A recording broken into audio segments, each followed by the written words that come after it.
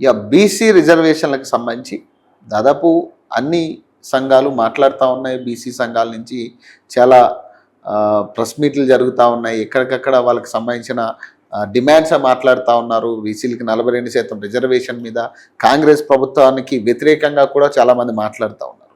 ఇది ఒక క్రమం అయితే, ఇక్కడ కాంగ్రెస్ పార్టీ కూడా రెండు వైఖరులు ఒక డ్రామా చేస్తూ ఉంది రాష్ట్రంలో, ప్రధానంగా తెలంగాణ రాష్ట్రంలో.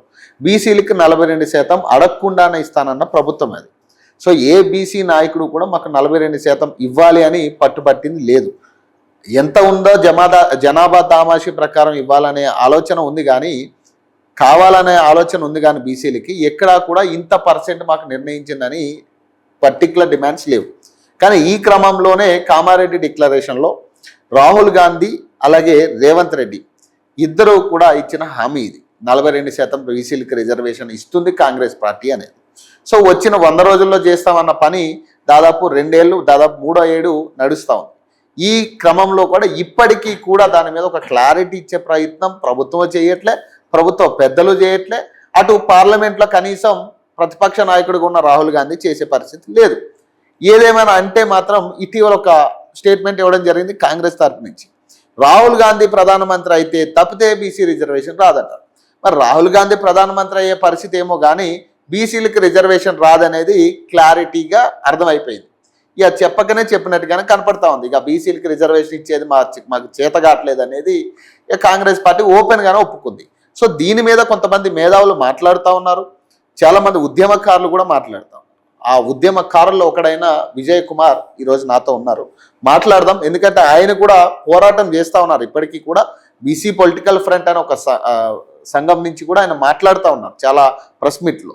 కానీ ఇక్కడ విషయం ఏంటంటే, ఇట్లా పోరాటాలు చేసిన వాళ్ళకు కూడా అంత చిక్కని క్వశ్చన్లు ఇప్పుడు ఇవన్నీ కూడా ఈ 42% మీద వీళ్ళు ఏ రోజు ఏం మాట్లాడతారో తెలియని పరిస్థితిలో వాళ్ళకి అర్థం కాని పరిస్థితి.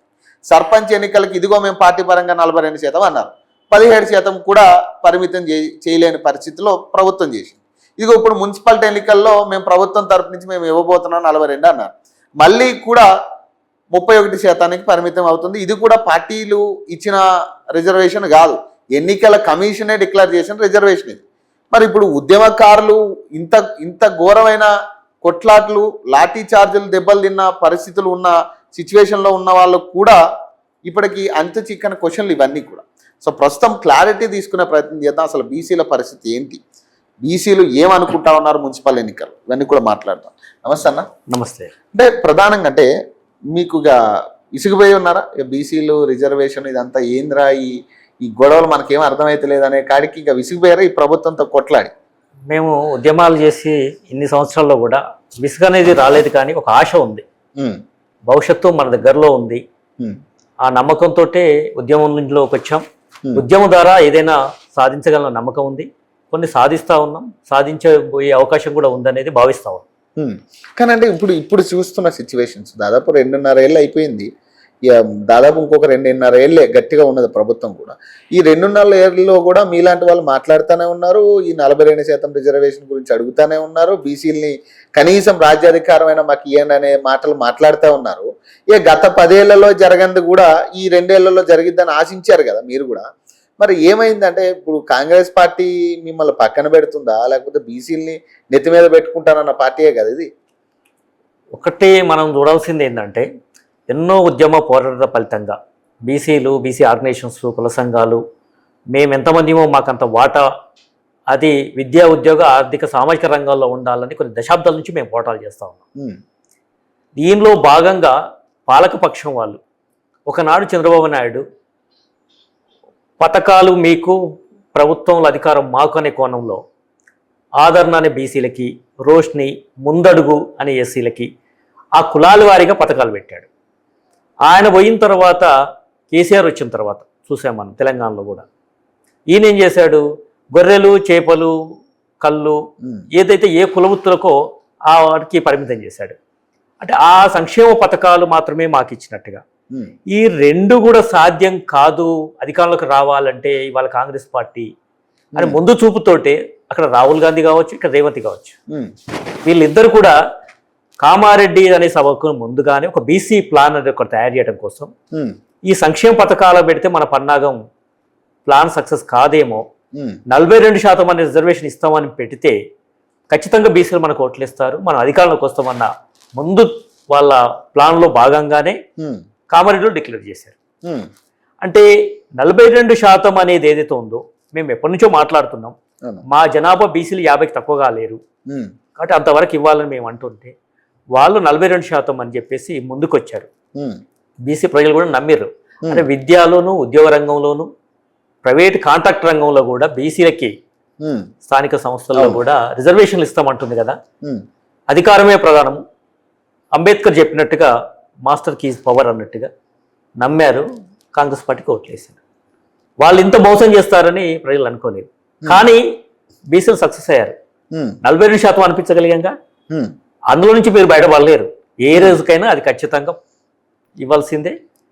అది దాని నుంచి తప్పించుకునేవారు. తప్పించుకుంటే మీరు ప్రభుత్వం నుంచి తప్పుకోవాల్సిన పరిస్థితి వస్తుంది. ఉమ్. కానీ మీ మీ మీ మీ ఆలోచన ఏంటంటే ఇప్పుడున్న పరిస్థితులు చూస్తూ ఉన్నారు 2.5 ఏళ్ళుగా, ఇక బీసీల తరపు నుంచి మీరు అనేక వేదికలుగా మాట్లాడుతూనే ఉన్నారు.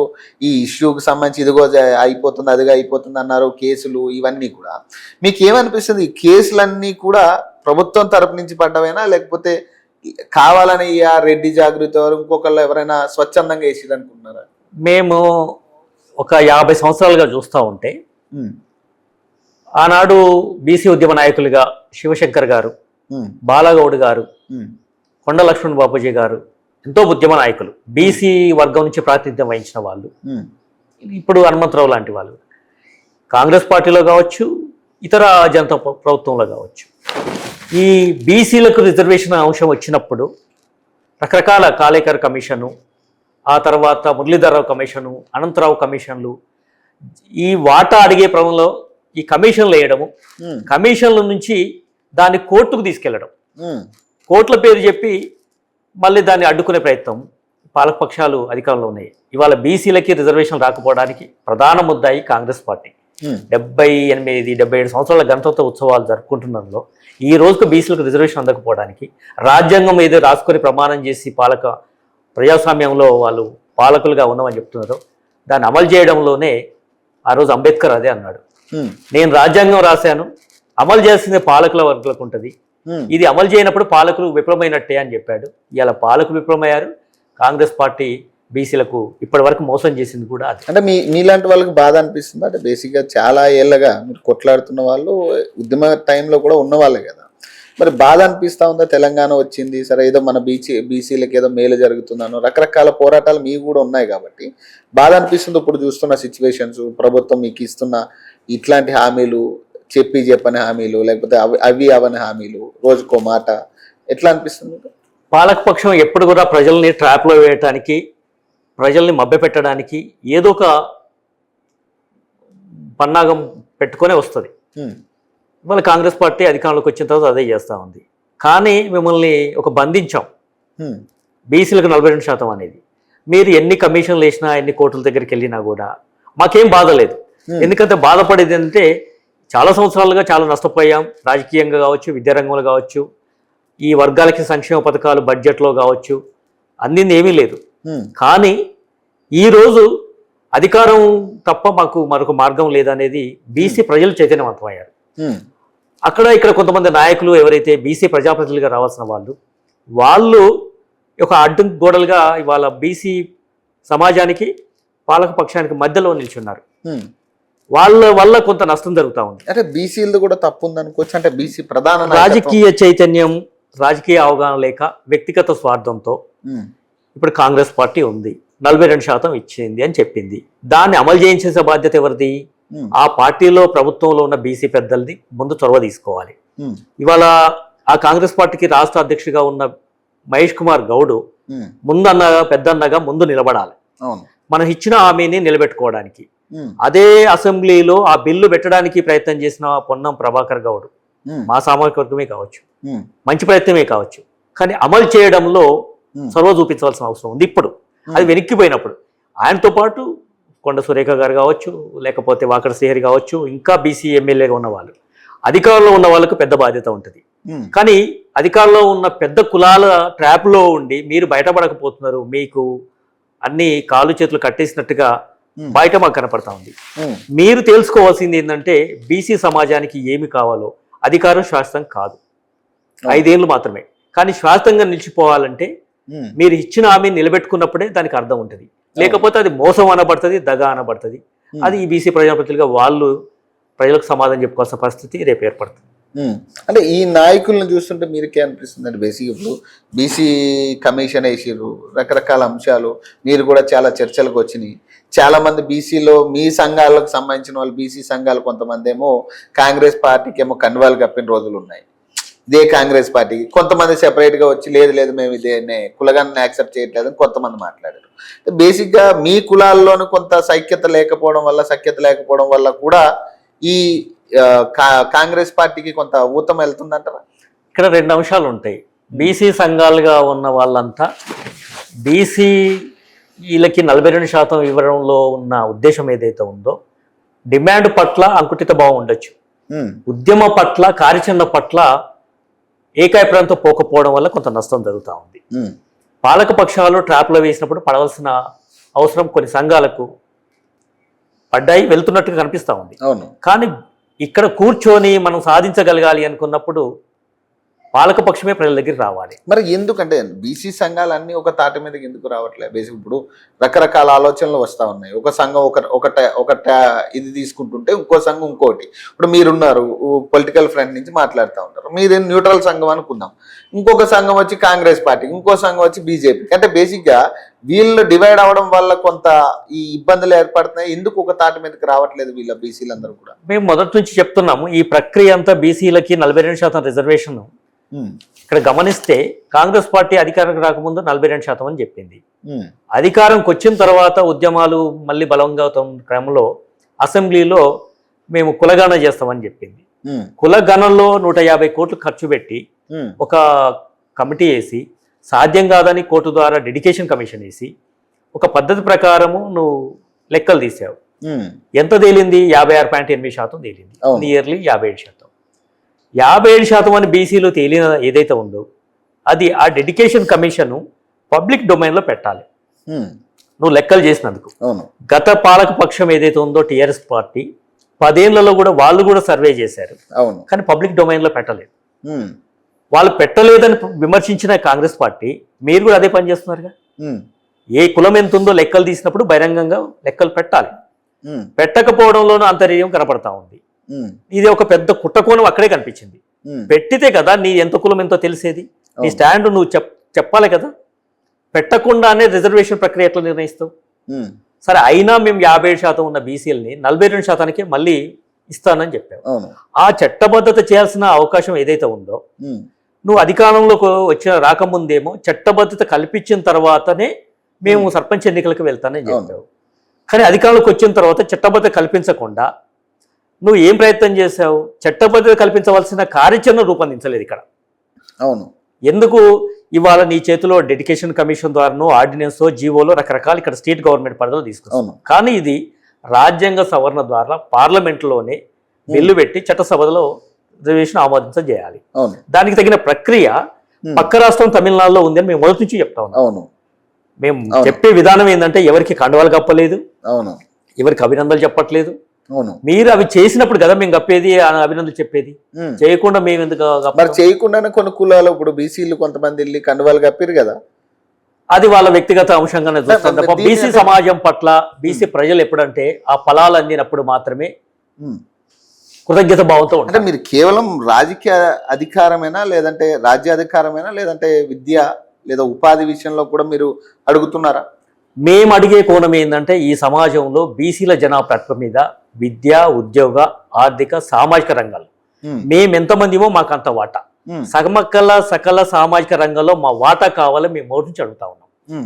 మా జనాభాను గుర్తించండి, మాకు వచ్చే అవకాశాలు ఇవ్వండి, మేము ఎంతమంది ఉంటే రాజకీయ రంగంలో ఇవ్వండి, బడ్జెట్లో ఇవ్వండి, విద్యారంగంలో ఇవ్వండి. ఆల్రెడీ ఎప్పటి నుంచో రిజర్వేషన్లు ఉన్నాయి అంటున్నాం కదా. మా ప్రక్రియ మేము ఎంతుంటే అంత రిజర్వేషన్ కేటాయించమనే కదా. విద్యారంగంలో కానీ ఉద్యోగం ఏదైనా సరే ఆయా కులాలకు ఆ ఫలాలు అందినప్పుడే అభివృద్ధిలోకి వెళ్తాం. ఇవాళ అభివృద్ధిలో వెళ్ళకపోవడానికి 77 సంవత్సరాల గణతంత్ర దినోత్సవాలు జరుపుకుంటున్న సంబరాల్లో కూడా ఇంకా రిజర్వేషన్ల ప్రక్రియ కావాలని ప్రజలు అడుగుతున్నారంటే ఈ పాలక పక్షాలు సిగ్గుపడాలి. మేము మోసం చేసి అధికారంలోకి ఉంటున్నాం అనేది వాళ్ళు చేయాలి. ఈరోజు మేము కూడా ఏమంటున్నామంటే ఒక ఉద్యమ సంస్థలుగా ఇండిపెండెంట్గా మేము ఒకటే అంటున్నాం, తమిళనాడు తరహా ప్రక్రియ మొదలు పెట్టాలి. ఈ రాష్ట్ర ప్రభుత్వం ఆ పని చేయట్లేదు, ఇక్కడ డ్రామాలు ఆడుతూ ఉన్నాయి.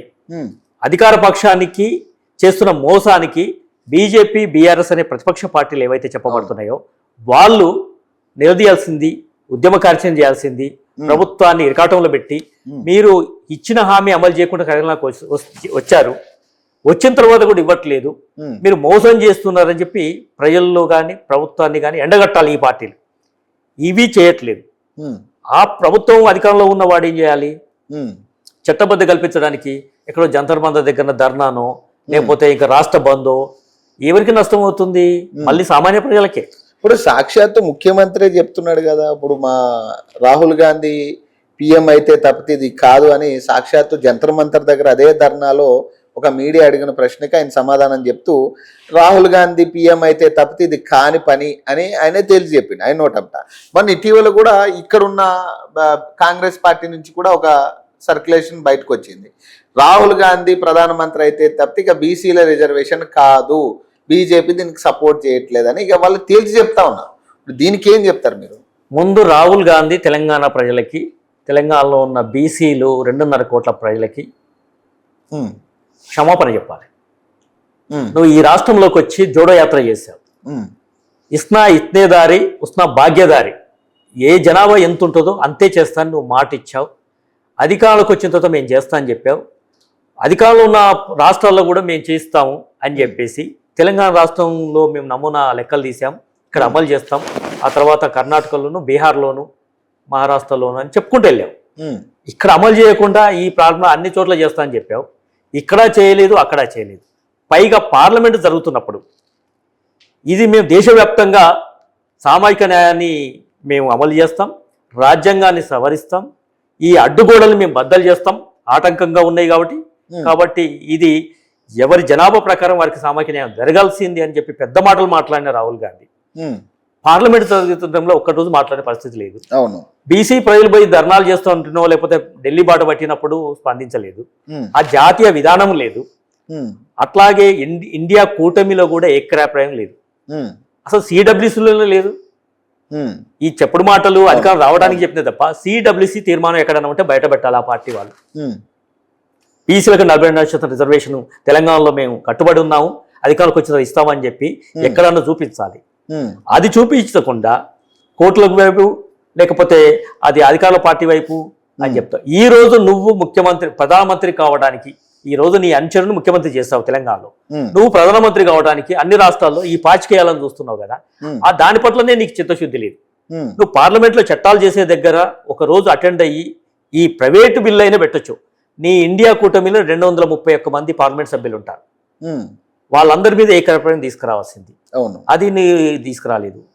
కాంగ్రెస్ పార్టీకి ఇక్కడ రాష్ట్రంలో కూడా అది చేయలేదు. ఈ రాష్ట్రంలో ఉన్న అన్ని పార్టీలను ఏకాభిప్రాయం తీసుకురావడానికి అసెంబ్లీలో మరి వీళ్ళు చేసిన మోసమే ఇక్కడే కనిపిస్తా ఉంది. అసెంబ్లీలోనేమో దీనికి మేము వ్యతిరేకం కాదు అన్నావు, మరి అనుకూలం అని చెప్పేసి చెప్పిన వాళ్ళు ఆ పార్టీ అధ్యక్షులతోటి ఆ పార్టీ తీర్మానాలు కూడా ఇక్కడ చేయాలి. బీజేపీ రాష్ట్ర కమిటీ మేము తీర్మానం చేస్తున్నాం 42% రిజర్వేషన్కి మేము అనుకూలం అని, కానీ అది చెప్పట్లేదు. ముస్లింలను కలుపుతున్నారు, లేకపోతే ఇంకోటి ఏదో ఒకటి కోడిగుడి మీద ఏకలు పెట్టినట్టు కొత్త తరహా తీసుకొస్తారు. అసలు బీసీల పట్ల బీజేపీ స్టాండ్ ఏందో ఈ రోజు ఆ రాష్ట్ర పార్టీ చెప్పట్లేదు, దేశంలో ఉన్న బీజేపీ కేంద్ర పార్టీ చెప్పట్లేదు. బీఆర్ఎస్ అదే పని చేస్తా ఉంది. ఇక్కడ జరుగుతున్న తందాంగం మీరు గమనిస్తే బీజేపీలో ఉన్న బీసీలు టీఆర్ఎస్లో ఉన్న బీసీలు ముందంజల ఉద్యమంలో గురికొస్తున్నారు. అవును, కానీ ఆ రాష్ట్ర పార్టీ నిర్ణయం ఏంటో వీలుగా డిసైడ్ చేయాలి. వాళ్ళ మూలాలు అక్కడ ఉన్నాయి. ఆ పార్టీ అధ్యక్షులు, కార్యవర్గము, ఆ పార్టీ స్టాండ్ ఏందో ఈ రోజుకు బయట పెట్టాలి. అంటే మీరే అంటున్నారు ఇప్పుడు పార్లమెంట్లో మాట్లాడలే, ఇక్కడ అసెంబ్లీలో మాట్లాడలే. ఇప్పుడు ఒక పక్క నుంచేమో మీరు ఏదన్నా నిరసన తెలిపినా ధర్నాలు చేసినా అన్ని పార్టీలు కలిసి మీ దగ్గరికి వచ్చి మీతో కూర్చుంటున్నాయి, కానీ ఏ పార్టీ కూడా డిక్లరేషన్ అసెంబ్లీలో చెప్పట్లేదు మేము నిజంగా సపోర్ట్ చేసినాం అన్న విషయం. అంటే మీకు ఇంకా ఆశ ఉందా? లేదు ఈ పార్టీలు చేసి పెడితే మనకి 42% మనం ఇంకా వెయిట్ చేయాలి అనే ఆశ ఉందా ఇంకా, లేదా లేదు ఇక్కడతో మనం మన కార్యాచరణ రూపొందించుకోవాలనే ఆలోచన? ఖచ్చితంగా ఒకటేందంటే ప్రజా ఉద్యమానికి ఏ పాలకపక్షం అయినా తలవంచాల్సింది. ఇవాళ తెలంగాణలో రాష్ట్రం సాధించుకుందంటే ఏకాభిప్రాయంతో రాసుకోగలిగారు, తెచ్చుకోగలిగారు. ఉమ్, ఇక్కడ కూడా ఏదో ఒక రోజుకి వస్తుంది, రాదంటూ ఏముండదు. రావడానికి తగిన కార్యాచరణ బీసీ సమాజం కూడా తయారవుతుంది. రేపు రాజకీయ చైతన్యం వచ్చింది, ఇక్కడ బీసీ ప్రజాపతిలుగా ఉన్న వాళ్ళు మీరు అన్నట్టుగా మా దగ్గరకు వస్తారు, మాట్లాడతారు. ఉమ్, ఈ వర్గానికి వచ్చేసరికి ఏమో ఈ సామాజిక వర్గం ఇక్కడ కలుస్తుంది. ఉమ్, ఇదే సామాజిక వర్గం ఆ పార్టీలో డిసైడ్ ఫ్యాక్టర్స్ కాదు కదా. అవును. అక్కడ వీళ్ళ రాజకీయ ఉనికి కోసం ఆ పార్టీ దగ్గర ఉమ్, బహిరంగంగానో లేకపోతే విమర్శలో పెట్టకుండా ఒప్పించలేని పరిస్థితి. ఒప్పిస్తే టార్గెట్ అవుతాడు, ఒప్పించకుండానేమో పోతేనేమో సమస్య పరిష్కారం అయ్యేలాగా లేదు. ఉమ్, ఇది బీసీ ప్రజల ఒత్తిడితోటి ఈ ప్రజాపతులు కూడా రేపు ఆలోచన విధానం కలిగి ఉంటారు. ఉమ్, ఈ రోజుకు మోసం చేస్తున్న 3 పార్టీల సంబంధించిన స్టాండ్ ఒకటిలాగానే కనపడతా ఉంది. ఉమ్, బీసీల పట్ల స్పష్టమైన స్టాండ్ లేకపోవడము, ఉమ్, ఆ కార్యాచరణ చట్టబద్ధత కల్పించాలి అంటే, బిల్లు పెట్టాలంటే అఖిలపక్షాన్ని ఏర్పాటు చేసి చట్ట సవరణ రాజ్యాంగ సవరణ చేయాలి అంటే ఆ ప్రక్రియ అధికార పార్టీలో ఉన్నవాడు ముందంజలో తీసుకోవాలి. ఇవాళ ముఖ్యమంత్రి గారితో పాటు ఈ రాష్ట్ర కాంగ్రెస్ పార్టీ అధ్యక్షులు, బీసీ మంత్రులు ఎవరైతే ఉన్నారో వాళ్ళు చొరవ తీసుకోకపోతే ఖచ్చితంగా వాళ్ళు మోసం చేయడంలో భాగస్వామ్యం పంచుకున్నట్టుగా. ఇప్పుడు ఈ రెడ్డి కులం అనే కులాల విషయంలో మనం మాట్లాడుతూ రెడ్డి రావు కులం ప్రధానంగా మనల్ని శాసిస్తున్న పరిస్థితి తెలంగాణలో అనుకుందాం. మరి ఈ కులాల దగ్గర బీసీలు ఎందుకు, ఇంతమంది జనాభా ఉన్న బీసీలు ఎందుకు ఆ కులాల దగ్గర ఓడిపోతా ఉందంటే ఏం చెప్తారు మీరు? పిల్లలు ఇక్కడ పార్టీ టికెట్లు ఇచ్చేది ఆ పార్టీ, బీఫామ్లు ఇచ్చేది ఆ పార్టీ నాయకత్వం. అక్కడ డబ్బు ఈ సామాజిక వర్గం దగ్గర లేదు, అధికారం ఈ సామాజిక వర్గం లేదు, డిసైడ్ ఫ్యాక్టర్స్ వీళ్ళు కాదు. బీఫామ్లు ఇవ్వడంలో కానీ, క్యాండిడేట్ నిర్ణయించడంలో కానీ మళ్ళీ అధిష్టానం పేరు మీద ఆ పార్టీ అగ్రనాయకత్వం ఉంటుంది. అందులో రేసు గుల్లారు, బలమైన నాయకత్వము పేరు మీద మరి అగ్రకులాల్లో ఉన్న వాళ్ళకే పెద్ద పెట్టేసే పరిస్థితి ఉంది.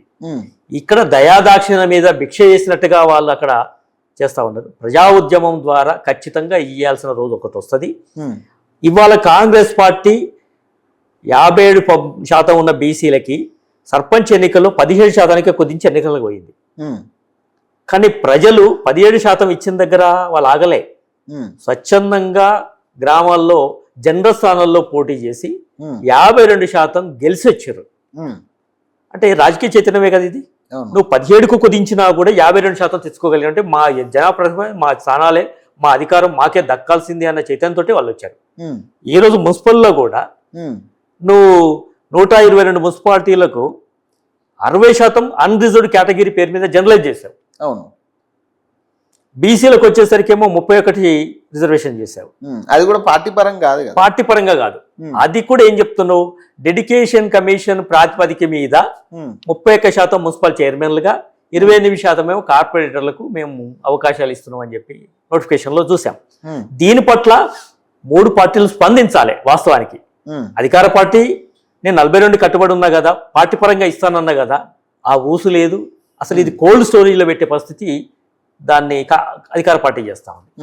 బీజేపీ, బీఆర్ఎస్ ప్రశ్నించవలసిన పార్టీలు 31 ఇచ్చినప్పుడు అది ఎట్లా ఇస్తారు? వాళ్ళు జనాప్రతినిధుల మీద సర్పంచులుగా ఇవ్వలేదు, ఇప్పుడు ఇస్తామన్న కూడా ఇవ్వట్లేదు, పార్టీ పరంగా ఇస్తామన్న స్టాండ్ కూడా చెప్పట్లేదు అని అధికార పార్టీని విమర్శించే పరిస్థితి లేదు, వాళ్ళు ఇచ్చే పరిస్థితి కూడా ఇవాళ కనపడదు. ఇప్పుడు మీరన్న 50%, 52% ఏదైతే గెలిచిర్రు సర్పంచుల్లో, వీళ్ళందరినీ కూడా కాంగ్రెస్ పార్టీ మా అభ్యర్థులు అని చెప్తుంది కదా.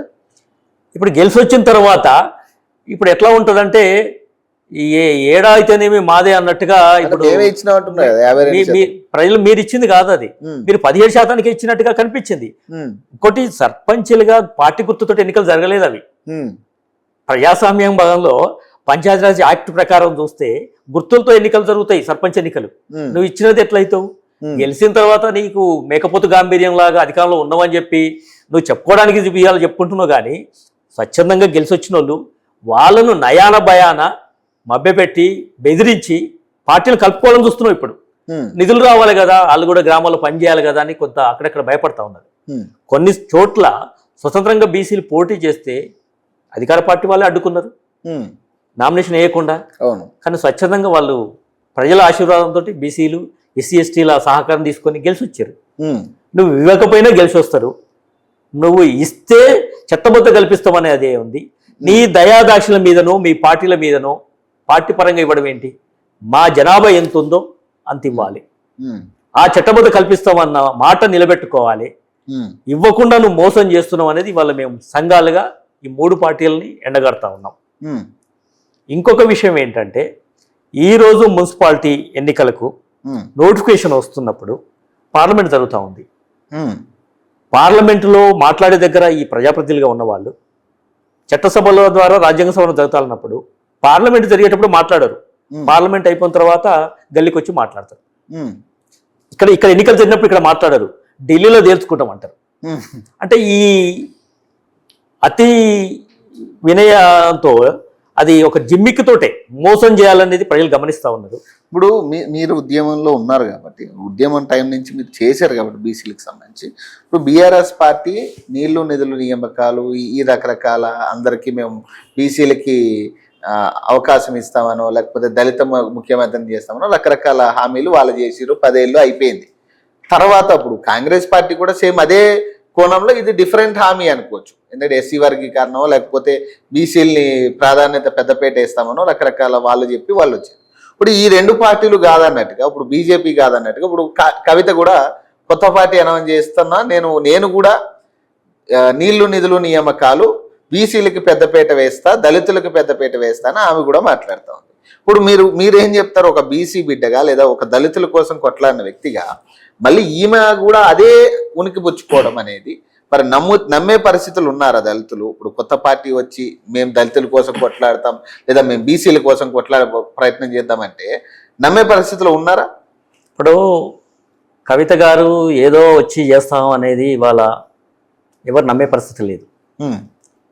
పులితోక నా ఒంటరిగా వచ్చినావు, కప్పుకొని మేకపోతూ గంభీర్యంగా నువ్వు కేసీఆర్ కూతురుగా ఉద్యమంలో ఉన్నా అని చెప్పిన దాంట్లో అధికారం పంచుకున్న 10 ఏళ్లలో ఏ రోజు మాట్లాడలేకుండా అధికారం పోయిన తర్వాత మాట్లాడుతున్నావు అంటే నీ స్పష్టమైన స్టాండ్ తెలుస్తూ ఉంది మళ్ళీ అధికారం రావడానికి.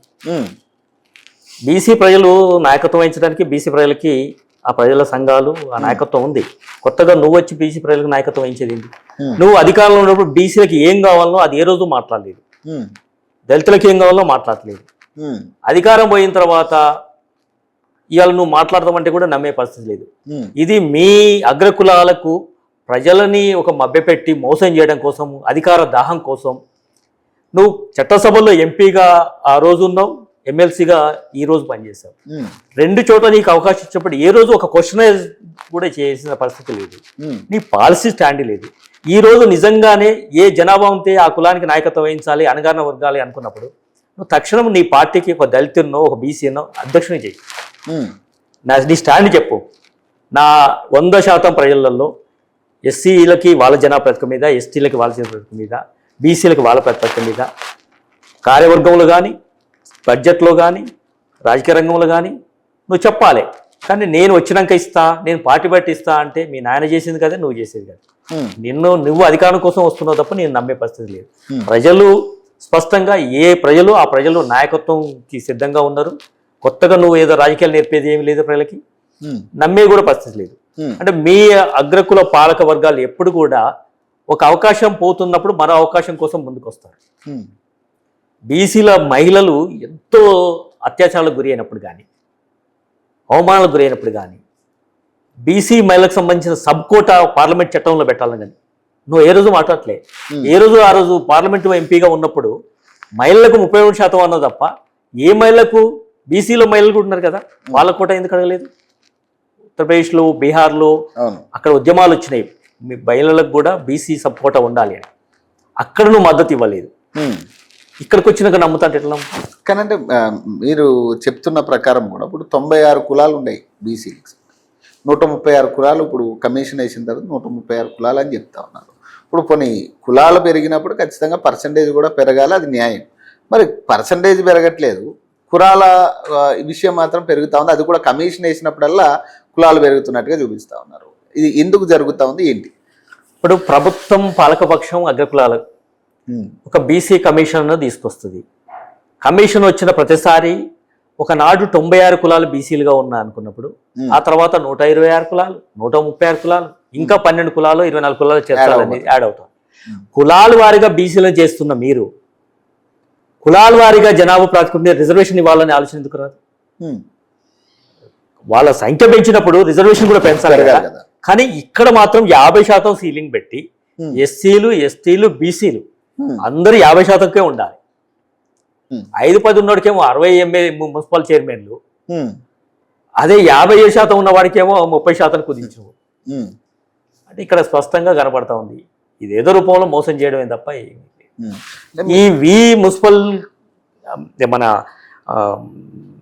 బీసీ కమిషన్ల పేరు మీద కూడా వీళ్ళు జ్యుడిషియరీ వాస్తవానికి వీళ్ళు ఏం రిపోర్ట్ ఇవ్వాలి, ఏ జనాభా ఎంత ఉందో కులాల స్థితిగతులని సోషో ఎకనామిక్ సామాజిక స్థితిగతులని అధ్యయనం చేస్తున్నాం, ఈ కులాలకి ఇందులో చేరుస్తున్నాం, వీరికి ఇంత రిజర్వేషన్ ఖచ్చితంగా ఇవ్వాల్సిందే అని రికమెండ్ చేయాలి. ఆ కాలం వీళ్ళు చేయరు. ఆ పార్టీ నాయకత్వాన్ని మెప్పు కోసమో కమిషన్ మేము సభ్యులుగా ఉన్నామనో ఏదో చేర్చుకుంటూ పోతున్నాం, ఏదో ఉద్ధరిస్తామని తప్ప స్పష్టమైన అధికారాలు కూడా వీళ్ళకు ఉన్నట్టుగా మేము అనిపించట్లేదు. మేము దీన్ని దృష్టిలో పెట్టుకొని మేము ఎంతమందిమో మాకంత వాటా అనేది ఇక్కడే మా జనాభా ప్రాతిపదిక మీద లెక్కలు తీయండి, లెక్కల ప్రకారమే రిజర్వేషన్ కేటాయించండి. కానీ అంటే కొంతమంది మేధావులు అంటే బేసిక్ అందరూ కాదు, కొంతమంది ఒకటి ఇద్దరు మాట్లాడుతూ వాళ్ళు కులాల పేరు మీద ప్రజలను విభజించే ప్రయత్నం చేస్తా ఉన్న ఈ కుల సంఘాలన్నీ కూడా ఒక కులాన్ని కాదు అన్ని కులాలను మాట్లాడుతూ ఉన్నారు. అగ్ర కులాల అన్ని కులాలు కూడా ఈ కులాల ప్రాతిపదికన జనాలను డివైడ్ చేసే ప్రయత్నం చేస్తూ ఉన్నారు. వీళ్ళ రాజకీయ భవిష్యత్తు కోసమే ఇదంతా చేస్తున్నారనే ఆలోచన కూడా వ్యక్తం చేస్తూ ఉన్నారు. ఏం చెప్తారు? కులాలుగా మమ్మల్ని ఒక దగ్గర బందీ చేసింది అగ్ర కులాలు. ఆ కులాల పేరు మీద అధికారం చెలాయిస్తుంది వాళ్ళే. మా హక్కులు అడిగినప్పుడు మాత్రమే ఇవన్నీ కనపడతాయి మీకు.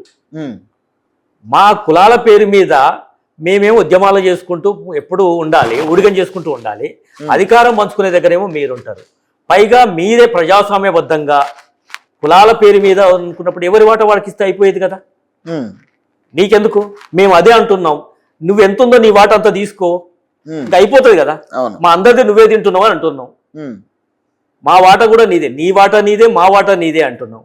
మా వాట మాకు వదిలిపెడితే ఈ పంచాయతీ వచ్చేది కాదు కదా.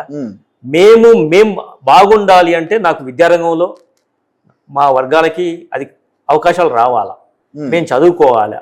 ఇవాళ బడ్జెట్ ఉందండి. ఈ 2 సంవత్సరాల్లో ఈ కాంగ్రెస్ పార్టీ 40,000 కోట్లు ప్రతి సంవత్సరం బీసీ సప్లాన్ పేరు మీద 20 కోట్లు ఖర్చు పెడతా అని చెప్పి కామారెడ్డిలో చెప్పింది. ఈ 2 సంవత్సరాల కాలంలో ఒక నెల అయితే ఇప్పుడు ముగిసిపోతుంది ఈ బడ్జెట్ కూడా. 40,000 కోట్లు ఇవ్వాల్సిన వాళ్ళు 2,800 కోట్లే ఇచ్చామని చెప్తున్నారు. అంటే మిగతా 37,000 కోట్ల రూపాయలు ఎక్కడ పోయినాయి? మాకు ఇస్తామన్న దాంట్లో ఇవ్వరు, కేటాయింపుల్లో చూపిస్తారు 8,000 కోట్లు 9,000 కోట్లు, ఈసారి అయితే 11,000 కోట్లను చూపించారు. ఖర్చు పెట్టే దగ్గరకు వచ్చి విడుదల చేసే దగ్గరనేమో 2,000 కోట్లు ఖర్చు పెడతారు. మేము అదే అంటున్నాం. ఇప్పుడు ఇక్కడ రాష్ట్రంలో ఏం జరుగుతుందంటే నీళ్ల పేరు చెప్పి నీళ్ల రాజకీయాలు చేస్తేమో నిధులు దూసుకుపోతున్నారు, బీసీల పేరు చెప్పి ఓట్లు దండుకొని అధికారంలో పోతున్నారు. మేము ఓట్లు వేయడానికి బీసీ జనాభా ఎక్కువ ఉంది కాబట్టి వీళ్ళకి ఏదో ఇస్తామని చెప్పేసేమో బీసీలను మభ్య పెట్టుకుంటూ బీసీల పేరు చెప్పేమో ఓట్లు దండుకుంటున్నారు, అధికారం చెలాయిస్తున్నారు. నీళ్ళ రాజకీయం తీసుకొచ్చేమో నిధులు దోసుకుపోతారు. ఇప్పుడు ఈ 3 పార్టీలో మీకు దేని మీద నమ్మకం ఉంది అసలు? బీసీలకు న్యాయం 3 పార్టీలు అధికారం పంచుకున్న దాంట్లో ఎవరికి స్పష్టమైన విధానం లేదు.